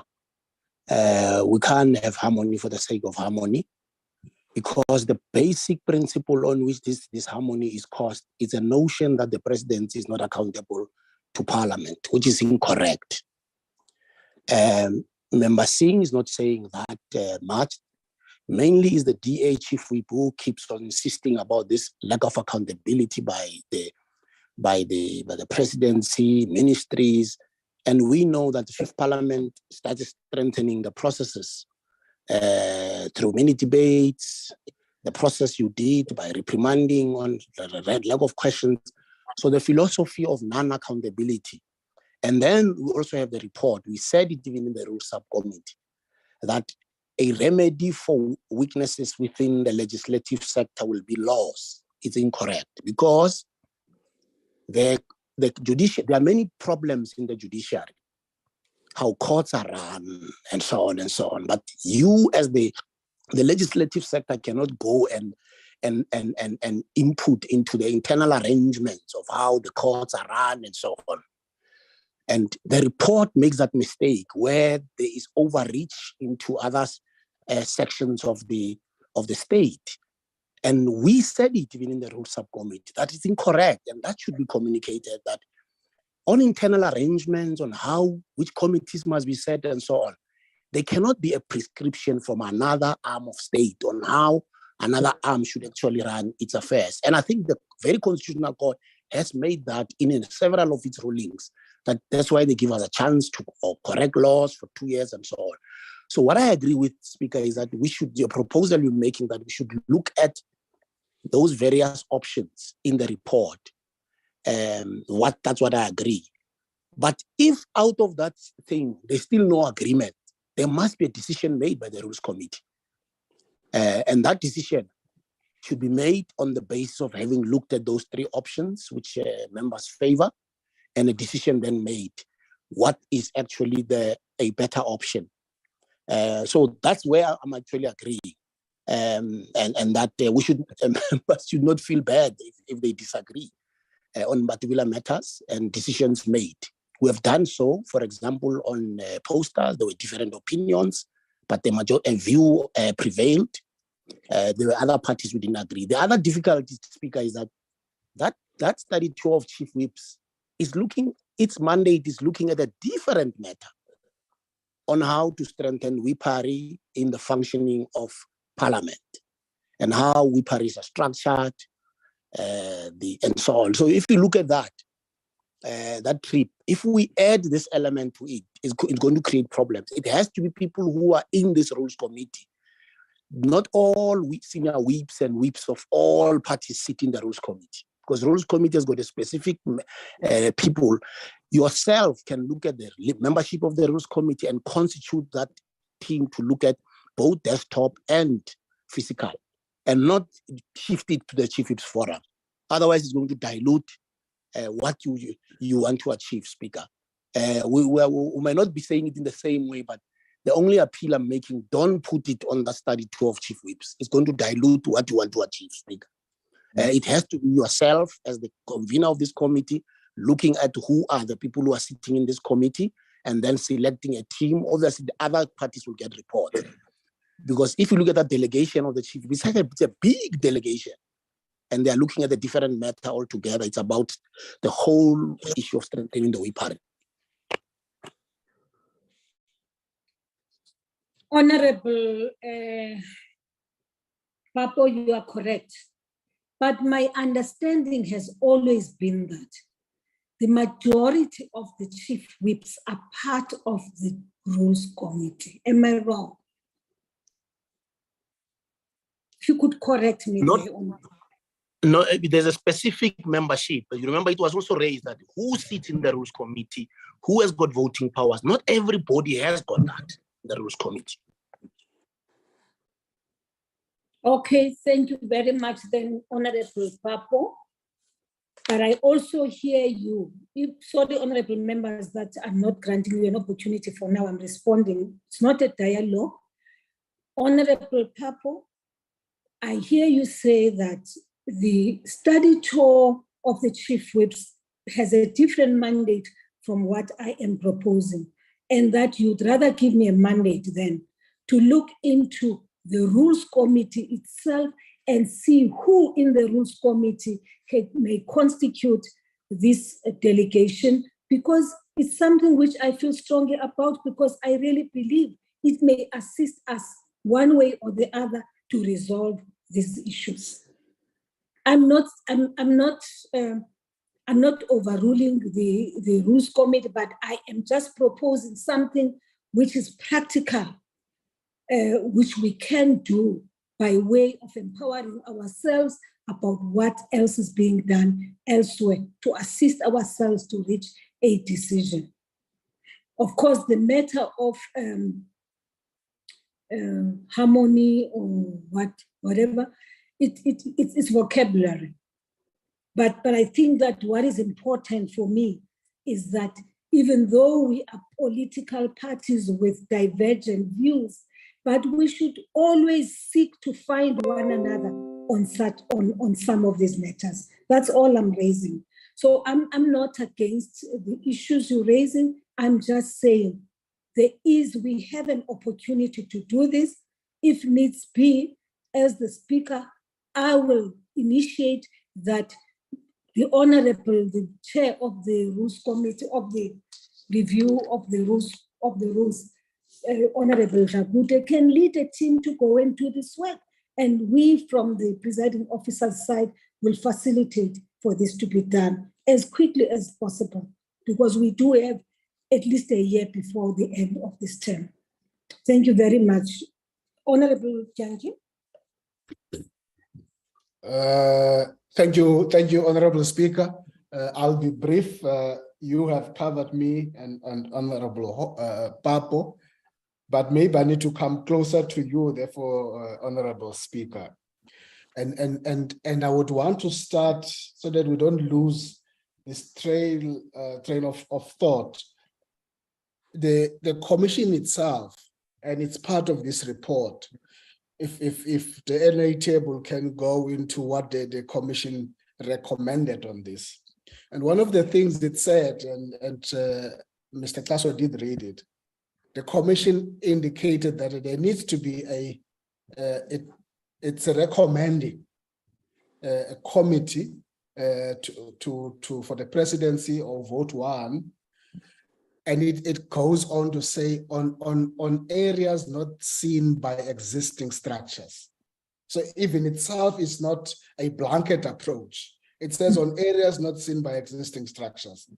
And previously in both the subcommittee meeting, we then said, and that is why we brought in the Parliamentary Budget Office, PBO, to say, go and do work and research as PBO to assist us to then distill what are the areas that are gaps out of this. And so the PBO has come back to us, has come back and indeed highlighted certain areas, but in its report then says, our report is inconclusive and would want to do further work in this regard. So for us to, on the basis of that, to just jump into wanting to establish a committee. It doesn't make sense. It doesn't help even the decision that we took ourselves to say, PBO do us this analysis and research, and they present a report, and the report says, we would like to do further work and analysis. So I want to come closer to you in saying, therefore, Honorable Speaker, option one is already a compromise, because option one is not conclusive. It says, on the basis of the submission from the PBO, further research is necessary for the committee to determine the desirability of a committee on vote one and what its mandate would encompass. And so coming closer to you, I want to endorse and support your intervention that says, let's, as the PBO is continuing with the evidence analysis, let's take up this study tour. And you are saying the subcommittee on rules review as a matter of urgency to do that. And it could happen before the 7th Parliament. It could happen during that time. So I want to support you on that one, Honorable Speaker. But because with that intervention you're making, we can't create a committee then say, let's go and study after creating a committee. So you are spot on in that intervention. And I would like to take that leadership. That's where we should leave it, because we're not going to lose anything by doing a study tour of the members themselves beyond a desktop to enrich the kind of both the evidence and the practice that we can get into countries that are similar to us. That's really where I wanted to come in, Honorable Speaker. And I think I will speak on the last point about the corrections, because part of the difficulty that we have created for you here is how we have framed the discussion that came from the subcommittee on rules. You expect decision-making here, but in the way we've done it, it's not helping you as the chair of this committee. Thank you, Chair. Thank you very much, Honorable Kobodile. Honorable Singh. Thank you, Honorable Speaker. Firstly, I want to say right up front that your leadership and your wisdom in trying to resolve this matter is welcome. This is what we expect of a Speaker of Parliament that is independent, that does not carry the flag of any political party, but looks to what Parliament needs to do in the bigger scheme of things as one of the arms of state. There is a separation between Parliament, there's a separation between the executive, and a separation between the judiciary, and we have responsibilities. Now, Honorable Speaker, what are we looking at here? We are looking at whether or not the oversight mechanisms that we've got in place at the moment to hold accounting officers accountable for expenditure, for performance indicators, etc., are adequate or not. And I think the report says it's not adequate. If people take the time to read page 11 of this report, you will see what even the Auditor General has said on this matter. And we must take into account what the Auditor General says, because it's an independent body. It says it is further unclear as to whether the performance information on the vote one requires further interaction between the accounting officer and oversight mechanisms. So everything is pointing here to the desirability of establishing a committee. So, Honorable Speaker, I think the proposal that you've made, that right, let's go and let's look at more work, must be taken seriously. If it's not the chief whips, you are the Speaker, you can mandate a committee of people to go and look at more work. But I would strongly recommend that we do not vote on this matter. We do not vote on either of the recommendations, and we record our resolution as work in progress, because that would be the honest thing to say, that this is work in progress and we must finalize it by a certain time. You choose the committee, you choose the country, let your administrative team advise you on where we should go and then what we need to look at. But I want to come back to the point that we should be firstly guided by the supreme law of our country, which is our own constitution. And let me lastly say, Honorable Speaker, on this matter, it's not a question of politics, because today you're in power, tomorrow you're not, somebody else is there. Let's put governance mechanisms in place that would stand the test of time for any person who is in vote one or any accounting officer that's there. So I would once again say, let's put this matter as work in progress and leave it to your wisdom to see how we deal with it and take it further. But the desirability of this committee, as far as the IFP is concerned, has been established more than 100%. Thank you. Thank you very much, Honorable Singh. Honorable Lisuma. Honorable Speaker, when you listen to Honorable Singh, you might think that we are agreeing. But the crack of the matter is the modality when then he engaged on some other issues, but I'm not intending to go there.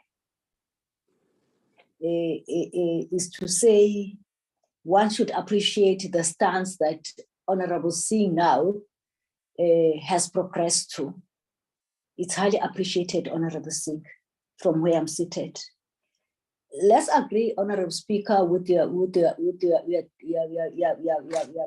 recommendation that you will identify the team of the Rules Committee members to do the study tour, and then they will report in terms of when and who then you will be doing that. And then we'll come back after that, they will bring us the report and then we'll engage on the report, having dealt with the study tour in terms of the examples of the countries that you have suggested, but we'll leave it to our capable hands. And that's the recommendation that we are putting and agreeing on to in this meeting, Chair. Thank you very much. Thank you very much, Honorable Lisuma. Honorable the Deputy Chief Whip of the Majority Party, Honorable Jakude. Thank you very much, Honorable Madam Speaker. Let me start by also joining my colleagues in appreciating your leadership on this matter. As the ANC, we have no intention of voting on anything, but we stick to the report that is saying more time, more research, and also more resources on this matter. So we appreciate your decision, Honorable Speaker. We also plead with our colleagues to understand that there's a need for a study tour to learn the best practices from other countries with the same system as ours. And we are doing this to make sure that whatever decision that we are taking is correct. So we are looking forward to it. We'll hear from you, Madam Speaker. Thank you very much. Thank you very much, Honorable Deputy Chief Whip. Honorable Lisuma, do you have another issue to make? No. My apology, Honorable Speaker. Oh, okay, if that is so, then thank you very much. Honorable members, thank you very much. Thank you for your positive inputs, engagement on this matter. I really believe that we will find one another, and that is why I am pleading for more time. And thank you, Honorable Jakude, who is responsible for the review of the Rules Committee, for emphasizing the point of more time, more resources, more research. And that more time does not mean that this will only be happening in November, December. We could actually request you to take time around July, during the June recess, July, to go and do this work before the summer holidays on that side. So we will facilitate for this to be done. I believe strongly in it, and I do believe that, honorable members, we all stand to benefit out of it. We will come back clearer about that which we want to do. We may come back saying, no, we don't need this. We don't need any kind of instrument to conduct this oversight. We may come back saying, no, actually, we have a good mechanism, a monitoring mechanism which we can establish by way of doing A, B, C, D, and E. All of that will depend on you, members of the Rules Committee. I'm glad that I've been corrected. that it's not all chief whips who are part of the rules committee, but honorable members, I will do this as quickly as possible, and I will liaise through Mr. Kaso with the deputy chief whip who is responsible for the review of the rules, so that this is done as quickly as possible. We resolve the issues and we put building blocks, right? We should probably an additional building block to the ones we have, I don't know. So that by the time we leave here, there is something solid on which the group, which will be coming in come 10/7, will work on. So we will try our best, honorable members. So I think on that note, we've concluded the debate on the Parliamentary Oversight Committee on vote 1, honorable members, which was the last item on from the subcommittee on review of the rules. There's still one more item, ma'am, which is the issue of committee chairpersons. Committee chairpersons, oh, I'm sorry, honorable members. Honorable members, Honorable Ganti, on the committee chairs. This one will be much quicker. But let me start, Chairperson, and this is where I had registered the point of the correction that Honorable Dlakode made, and in my language, the framing of what we bring to you. And I'm here addressing our chairperson of the subcommittee on rules as well as the NA table. I think it's going to be important that when the subcommittee on rules is sent out to do work, when it comes to the meeting of the rules that you chair, we can't present a stalemate that did not exist in our discussion. We should be able, because this committee that you chair is about decision making. It's not a committee to repeat what we did in the subcommittee.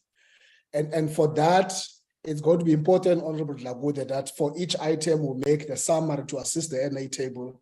I made that point, Chair, because in the discussion of this matter, there should not have been options that are presented here. There would have been a consensus discussion and decision that we took there. For example, if you're to take the contribution of Honorable Singh and myself, Honorable Singh would have argued that my tone was strong and hard, and he then introduced a softer tone, nothing different from the issues. And here's the issue, Chair.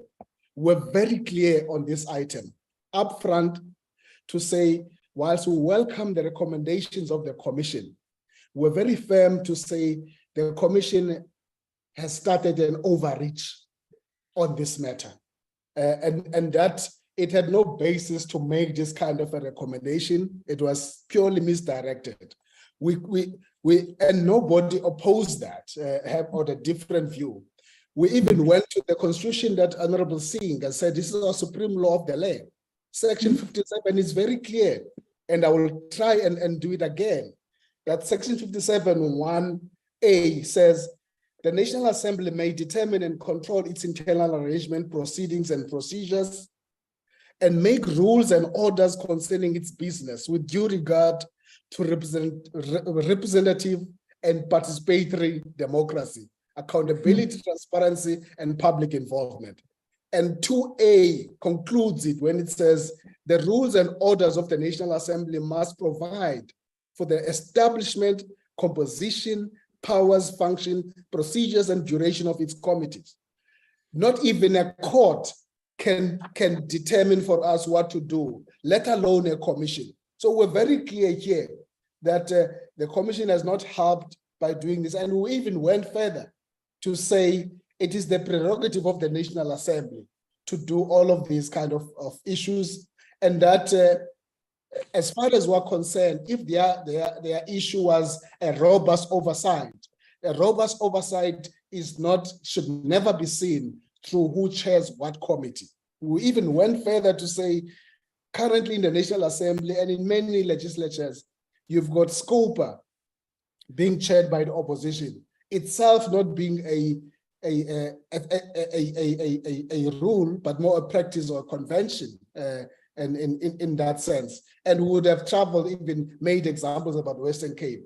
So in this recommendation, and I'm making this point, that it should have been a recommendation that says in the Rules Committee, from where I'm sitting, there was consensus on this issue, that having welcomed their recommendation, we therefore decline to implement what they propose here, because they were out of bounds in terms of what they are recommending here, and it's in our constitution. So I'm not happy that we're given two options, as if these would have been discussed, because nobody would have had a strong and a different view, except the issues of tone as raised by Honorable Singh. Thank you, Chairperson. Thank you very much, Honorable Kobutile. Honorable Lesuma. Yeah, I think probably just to save my oxygen, safe to say that there is no evidence before us that says that seems to suggest that if a person not from the majority party chairs the committee, there's a better oversight and accountability of the executive. Hence, then, without repeating what Honorable RD have said, is that it's quite unfair and unfortunate that the perception is made that which seeks to silently suggest a coalition of a special type, with due respect. But nevertheless, the recommendation is not desirable, and what is stands now, it works, and it also respects the proportional representation, and it has worked, and it works throughout all the provinces anyway. So this one, Chair, it doesn't stand. The recommendation as presented is not desirable. Thank you very much. Thank you very much, Honorable Lesuma. Honorable Singh. Well, thank you very much, Honorable Speaker. I thought I won't speak on this matter. But anyway, I think the first point to make is that we have to take note of what the Commission has said on this matter.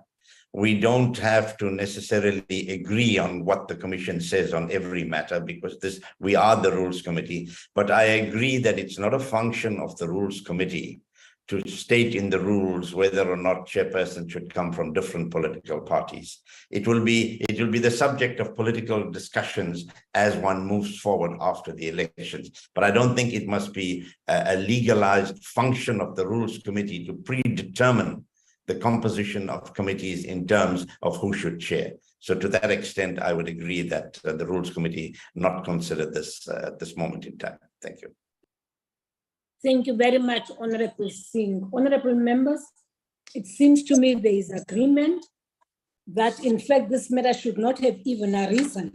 It's not a matter which should be dealt with by a Rules Committee, because the agreement as to whether we have a member of the opposition or of the ruling party is a matter which is negotiated. It's not a matter of the rules of the National Assembly. And therefore, it seems we all have a common understanding of this, and therefore it's a matter which does not even arise, honorable members. Honorable members, are there any other matters related to what we are discussing which you would like to raise? Because I don't see heads here. Honorable Speaker. Honorable Thank you. Speaker. Yes, thank you. Thank you very much, Honorable Speaker. We take note of what Honorable Janji has raised with regard to the report, that they must reflect, the subcommittee report must reflect on what was discussed in that committee, not to add other things. Thank you very much. We'll correct that. Thank you. Thank you very much, Honorable Deputy Chief Whip. Honorable members, I would like to close this meeting now, because I know that at 12 or 12:30, we have a meeting. 12 o'clock, ma'am. of the joint, at 12 o'clock, we have a meeting of the Joint Rules Committee. So I would like us to adjourn this meeting if there are no issues relevant to what we were relevant to the last item. Because are we not remaining on the platform for the other one, or we connect differently, separately? It's Mr. a Kaso separate will- platform. It's a different platform. Yes. Well, on that note, then, honorable members, I want to thank you. Thank you. Madam Speaker, Yeah. Yes. Madam Speaker, my apologies. I just need to check what I've just said now.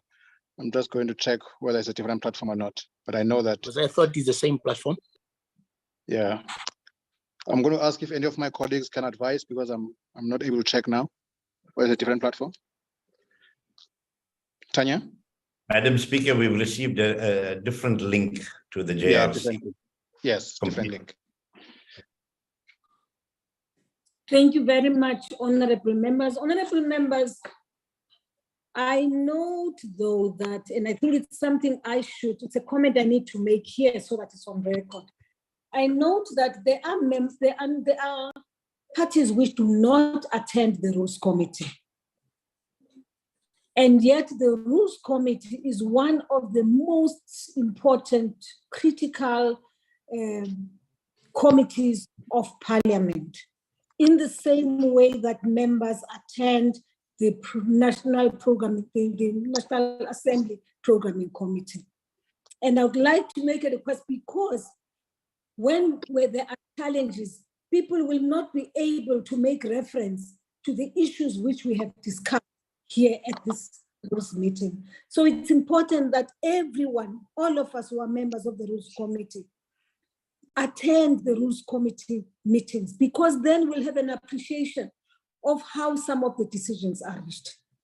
And I want to make a plea that when the chief whips meet, this is a matter they need to emphasize, that members of the Rules Committee must attend the Rules Committee meetings, because otherwise we're not going to be taken back by people who do not attend the Rules Committee meeting, who will then question how we reached some of the decisions which we take at these meetings. Thank you very much, honorable members. The meeting is adjourned. Thank you, Honorable Speaker. Thank you. Thank you, Madam Speaker. Thank you, Speaker.